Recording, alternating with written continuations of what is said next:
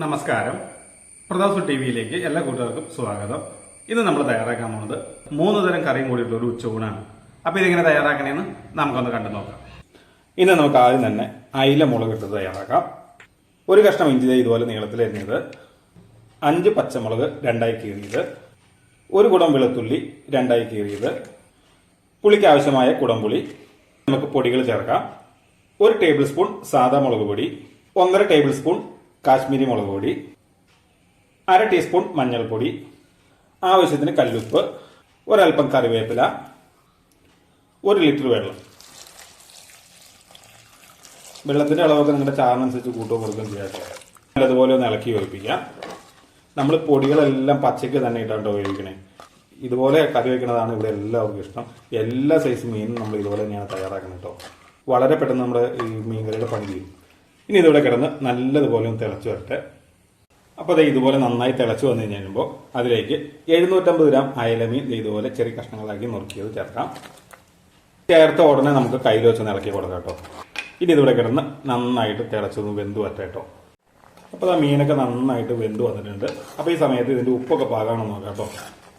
തീ ഓഫ് ചെയ്തതിന് ശേഷം ഒരൽപ്പം കറിവേപ്പില, 1 ടേബിൾ സ്പൂൺ പച്ച വെളിച്ചെണ്ണ ഇത്രയും ചേർത്ത് ഒരു 2 മിനിറ്റ് നേരം ഒന്ന് അടച്ചു വയ്ക്കാം. അതിനുശേഷം നമുക്കെടുത്ത് ഉപയോഗിക്കാം.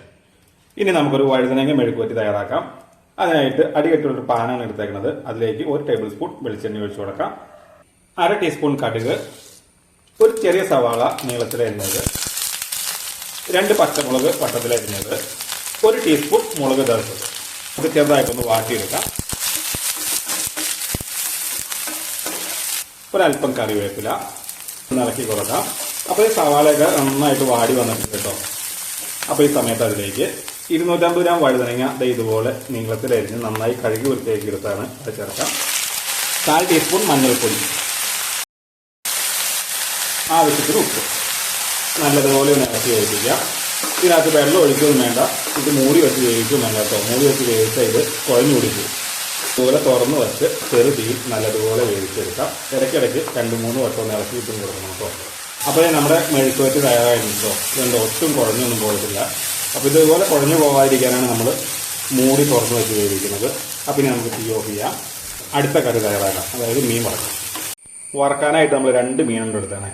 അതിലേക്ക് 1 നുള്ളു മഞ്ഞൾപ്പൊടി, 1/2 ടീസ്പൂൺ സാദാ മുളക് പൊടി, 1/4 ടീസ്പൂൺ കുരുമുളക് പൊടി, ആവശ്യത്തിന് ഉപ്പ്, ഒരൽപ്പം കറിവേപ്പില.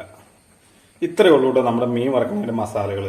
ഞങ്ങൾ ഇപ്പോഴും മീൻ വറക്കുമ്പോൾ ഇത്ര മസാല ചേർത്താൽ ചെയ്യാറുള്ളൂ. പുറമേ നിന്ന് മേടിക്കുന്ന ഒരു മസാലകൾ നമ്മൾ മീൻ വറക്കുന്നതിൽ ചേർക്കാറില്ല കേട്ടോ. ഇനി നമുക്ക് നല്ലതുപോലെ ഒന്ന് തിരുമ്മി യോജിപ്പിക്കാം. വളരെ കുറച്ച് മസാലയെ നമ്മൾ ഈ മീൻ വറക്കാനൊക്കെ ഉപയോഗിക്കുള്ളൂ. ഇനി ഇതിവിടെ മാറിയിരിക്കട്ടെ. മീൻ വറക്കാനായിട്ട് അടികട്ടുള്ള ഒരു പാനാണ് എടുത്തേക്കുന്നത്. അതിലേക്ക് ആവശ്യത്തിന് വെളിച്ചെണ്ണ ഒഴിച്ചു കൊടുക്കാം. എണ്ണ ചൂടായി വന്നു കഴിയുമ്പോൾ ആദ്യം തന്നെ അടിയിൽ ഒരൽപ്പം കറിവേപ്പില വിതറി കൊടുക്കാം. അതിനുശേഷം നമ്മൾ മസാല തിരുമ്മി വെച്ചിരിക്കുന്ന മീൻ ഓരോന്നായി വെച്ച് കൊടുക്കാം. മീൻ ഇതുപോലെ ചെറിയ കഷ്ണങ്ങളാക്കണമെന്നില്ല കേട്ടോ. നിങ്ങളിത് വലുതായിട്ട് ഒരു മീനോട് അങ്ങനെ തന്നെ വറുത്താലും കുഴപ്പമൊന്നുമില്ല. ഇനി ഇത് ചെറുതീയിൽ മൂടി വെച്ച് നമുക്കൊന്ന് വേവിക്കാം. ഇനി നമുക്കൊന്ന് മറച്ചിടാം കേട്ടോ. ഇത് കിടന്ന് ചെറുതീയിൽ നല്ലതുപോലെ ഒന്ന് മുരിഞ്ഞ് വരട്ടെ. അപ്പോൾ ഇതാ നമ്മുടെ മീൻ വറുത്തതും തയ്യാറായിട്ടുണ്ട്.